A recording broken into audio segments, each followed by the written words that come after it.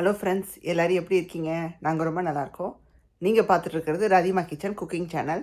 First டைமாக பார்க்குறீங்கன்னா என்னோடய சேனலை சப்ஸ்கிரைப் பண்ணிக்கோங்க, பெல் ஐகானையும் கிளிக் பண்ணிக்கோங்க.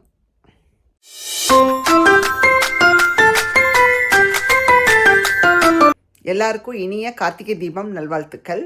ஸோ நேற்று இந்நேரம் கார்த்திகை தீபம் முடிஞ்சிருக்கும். எல்லாருமே நல்லா கும்பிட்டு முடிச்சிருப்பீங்க. ஸோ நீங்கள் வீட்டில் எப்படி கொண்டாடினீங்க, என்னெல்லாம் சமைச்சிங்கன்னு கமெண்ட்டில் சொல்லுங்கள், தெரிஞ்சுக்கிறேன்.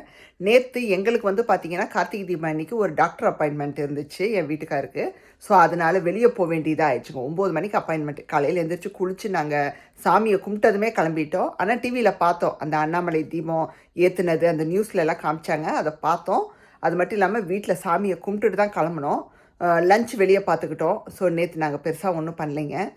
நீங்கள் எப்படி கும்பிட்டீங்க, என்ன சமைச்சிங்க, எப்படி அன்றைக்கி டே போச்சுன்னு கமெண்ட்டில் சொல்லுங்கள், நான் தெரிஞ்சுக்கிறேன். இன்றைக்கி ஒரு சூப்பரான ரெசிபி பார்க்க போகிறோங்க. மஷ்ரூமை வச்சு ஒரு மலாய் கறி தான் பார்க்க போகிறோம். வாங்க அந்த ரெசிபியை பார்க்கலாம். நம்ம ரெசிபிக்கு என்னென்ன தேவையோ எல்லாமே எடுத்து வச்சுக்கிட்டு இருக்கேங்க. ஸோ வெங்காயம் எல்லாம் நறுக்கி வச்சுட்டேன். ஸோ மஷ்ரூம் பார்த்தீங்கன்னா பிரிக்காமல் அப்படியே பாக்ஸோடு இருக்குது. ஸோ 2 நாள் முன்னாடி தான் வாங்கினது, காஸ்கோட வாங்கினது. ஸோ காஸ்கோட சைஸு குவான்டிட்டி எல்லாமே கொஞ்சம் அதிகமாக தான் இருக்கும். ஸோ அங்கே வாங்கினது தான். ஸோ இவ்வளோ பெருசாக இருக்குது. வெட்டவே மனசு வராது ஃபர்ஸ்ட் ஆஃப் ஆல் எனக்கு மஷ்ரூமை பார்க்கும்போது. ஏன்னா வெள்ளைன்னு அப்படியே முட்டாக இருக்கிறத பார்க்கும்போது சூப்பராக இருக்கும். எனக்கு ரொம்ப ரொம்ப பிடிக்கும். மஷ்ரூமில் எது பண்ணாலும் எனக்கு ரொம்ப பிடிக்கும். ஸோ இந்த மலாய் கறி ரொம்ப நாள் ஆச்சு பண்ணி.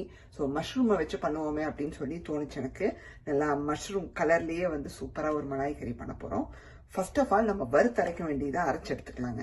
அதுக்கப்புறமா நம்ம மஷ்ரூமை வெட்டிக்கலாம். நம்ம சமைக்கும் போது ரெசிபியில் ஆட் பண்ணும்போது வெட்டினா நல்லாயிருக்கும். இல்லாட்டி கத்திரிக்காய் மாதிரி என்ன ஆகும்னா வெட்டினதும் கலர் மாறிடும். அதுக்காண்டி வறுத்தரைக்கிறதுக்கு ஒரு கேஸ்டைன் பேன் வச்சுட்டேங்க.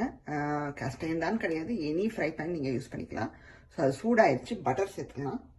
ஸோ இன்னைக்கு ஃபுல் அண்ட் ஃபுல் நம்ம பட்டரில் தான் செய்ய போகிறோம். ஸோ நல்லா 1 டீஸ்பூனுக்கு பட்டர் சேர்த்துக்கிறோம். பட்டர் உருக தொடங்கினதுமே நம்ம என்ன சேர்த்துக்கிறோம்னா 1 டீஸ்பூனுக்கு சீரகம் சேர்த்துக்கிறோம். அதுக்கப்புறமா கொஞ்சமாக சோம்பு சேர்த்துக்கிறோம், ஒரு 1/4 டீஸ்பூனுக்கு. அப்புறம் மிளகு 1 டீஸ்பூனுக்கு சேர்த்துக்கிறோம். மிளகெல்லாம் வெடிக்கும், கவனமாக இருந்துக்கோங்க. இதை நல்லா பொரிஞ்சதும் இது கூடவே ஒரு வெங்காயம், அதுலேருந்து ஒரு பாதி எடுத்து நான் ரஃபாக கட் பண்ணி வச்சுருக்கேன். காரத்துக்கு 4 பச்சை மிளகாய் எடுத்து வச்சுருக்கேன். இதை உள்ள சேர்த்துக்கலாம். ஸோ நம்ம காரத்துக்கு பச்சை மிளகாவும் இதில் சேர்க்குற மிளகும் தான். இதில் நம்ம மிளகாத்தூள் அந்த மாதிரி விஷயங்கள் சேர்க்க போகிறது. இதை நல்லா வறுத்துக்கலாங்க ஃபஸ்ட்டு.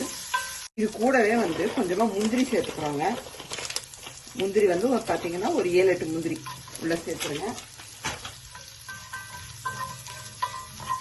ஸோ நல்லா நமக்கு வெங்காயம் உள்ளே போட்ட ஐட்டம்லாம் நல்லா சொட்டையாகி வரட்டுங்க. நமக்கு இந்த வெங்காயம் பச்சை மிளகாயெல்லாம் வதங்கிட்டு இருக்கிற சமயத்துலேயே இஞ்சி பூண்டு பேஸ்ட்டு சேர்த்துக்கலாங்க. ஜஸ்ட் ஒரு 1/4 டீஸ்பூனுக்கு சேர்த்தா போதும், ரொம்ப சேர்க்கக்கூடாது. ஜஸ்ட் அந்த இஞ்சி பூண்டோட போட்டதே தெரியக்கூடாது, ஆனால் போட்டிருக்கணும். அந்த மாதிரி ஜஸ்ட் அந்த 1/4 டீஸ்பூன் 1/4 டீஸ்பூன் எப்படி வேணால் சொல்லிக்கலாம். நம்ம போட்ட வெங்காயம் பச்சை மிளகாய் இஞ்சி பூண்டு முந்திரி மிளகு சீரகம் சோம்பு எல்லாமே வதங்கிடுச்சு. ஆஃப் பண்ணிவிட்டு இதை நல்லா ஆற வச்சுட்டு நைஸாக தண்ணி விட்டு அரைச்சி எடுத்துக்கலாங்க. பார்த்தீங்கன்னா நம்ம வறுத்தரைக்க வேண்டியது ஆறிட்டு இருக்கு. அது ஆறுற சமயத்தில் நம்ம இன்பிட்வீன் இந்த மஷ்ரூமை வெட்டி வச்சுக்கலாங்க. நான் எல்லாத்தையும் வாஷ் பண்ணிட்டேன். தேவையான அளவு மட்டும் எடுத்து வச்சுருக்கேன் பாக்ஸில் இருந்து. ஸோ இப்போ வெட்டிக்கலாங்க. ரொம்ப சின்னதாகவும் வெட்ட வேணாம், ரொம்ப பெருசாகவும் வெட்ட வேணாம். ஜஸ்ட் இந்த அளவுக்கு வெட்டினா போதும். இப்போ ரெசிபியை ஆரம்பிச்சிடலாங்க. மெயின் ரெசிபியை ஒரு பேன் வச்சு அதில் பட்டர் சேர்த்துக்கலாங்க. 1 டேபிள் ஸ்பூனுக்கு.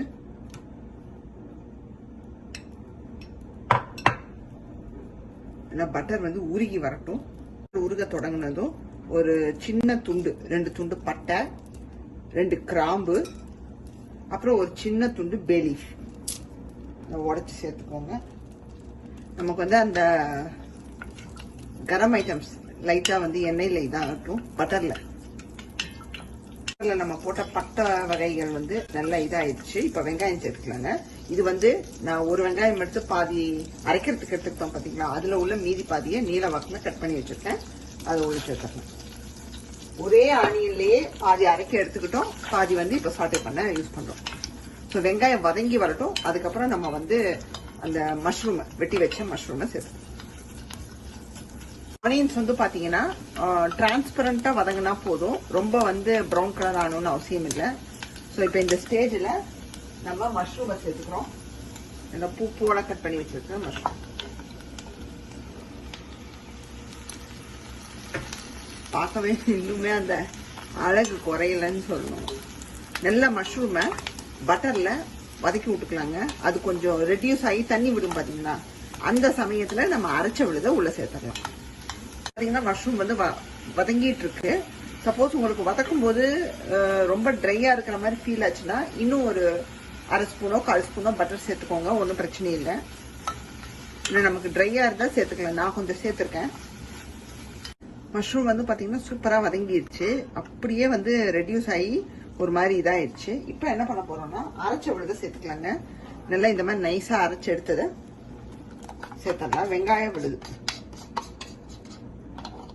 இதை கொஞ்சம் அலம்பி தண்ணி சேர்த்துக்கலாங்க. தண்ணி வந்து பார்த்தீங்கன்னா உங்களோட கன்சிஸ்டன்சி உங்களுக்கு எந்த மாதிரி வேணுமோ அந்த அளவுக்கு ஊற்றிக்கோங்க. கொஞ்சம் கிரேவியாக வேணும் அப்படின்னா நீங்கள் பார்த்து அதுக்கேற்ற மாதிரி சேர்த்துக்கோங்க. நான் வந்து செமி லிக்விடாக தான் பண்ண போகிறேன். ஸோ அப்போ தான் வந்து சப்பாத்தி பரோட்டா எல்லாத்துக்குமே தொட்டுக்க நல்லா வந்து இதாக இருக்கும். இப்போ உப்பு சேர்த்துடலாங்க. நம்ம அரைச்ச விழுது சேர்த்தியாச்சு, தண்ணி ஊற்றியாச்சு. உப்பை சேர்த்து நல்லா கொதிக்க விட்டுருவோம். இப்போ நம்ம உப்பு சேர்த்திருக்கோம். ஃபைனலாக வந்து நல்லா கொதிச்சு நல்லா அந்த மஷ்ரூம் வந்து அந்த அரைச்ச விழுதோட நல்லா ஜெல்லான பிறகு மேத்தி லீஃப் சேர்த்து இறக்கிட்டோன்னா முடிஞ்சுதுங்க. அவ்வளோதான். வந்து மூடி போட்டிருந்தேன், திறந்து பார்த்துக்கலாங்க. மஷ்ரூம் வந்து ரொம்ப நேரம் டைம் எடுக்காது. ஆல்ரெடி அது வெந்தது தான். ஜஸ்ட் நம்ம அந்த மசாலா உள்ளே அரைச்சி போட்டோம் பார்த்தீங்களா, அதெல்லாம் ஜெல் ஆகட்டும் தான் அப்படியே நான் மூடி வச்சுருந்தேன். ஸோ ஆல்மோஸ்ட் ரெடி தான். பார்க்கவே சூப்பராக இருக்குங்க, முத்து முத்தா. இப்போ என்ன பண்ண போகிறோன்னா மேத்தி லீஃப். நீங்கள் மேத்தி லீஃப் தான் போடணுமான்னு கேட்டால் கொத்தமல்லி கூட சேர்த்துக்கலாம், உங்கள் விருப்பம். நான் ஜஸ்ட்டு இதுக்கு மேத்தி லீஃப் போட்டால் நல்லா இருக்குமேன்னு போடுறேன். நல்லா கையில் வந்து க்ரஷ் பண்ணி போடுங்க, அப்போ தான் வந்து நல்லாயிருக்கும். ஸோ ஆஃப் பண்ணிடலாம் கேஸை. ஏன்னா இதுக்கு மேலே கொதிச்சோம்னா சுண்டிடும் அப்படியே.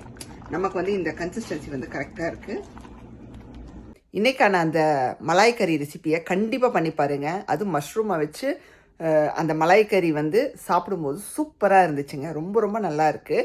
சப்பாத்தி, தோசை, அது மட்டும் இல்லாமல் நீங்கள் ஏதாவது ஒரு ரைஸ் கூட நீங்கள் தொட்டுக்கலாங்க. அவ்வளோ அருமையாக இருந்துச்சு. ஸோ கண்டிப்பாக நீங்களும் அதை பண்ணி பாருங்கள். இன்றைக்கான வீடியோ உங்களுக்கு பிடிச்சிருந்தா மறக்காமல் ராதிமா கிச்சனை லைக், ஷேர் அண்ட் சப்ஸ்கிரைப் பண்ணிடுங்க. பெல் ஐக்கானையும் கிளிக் பண்ணிடுங்க.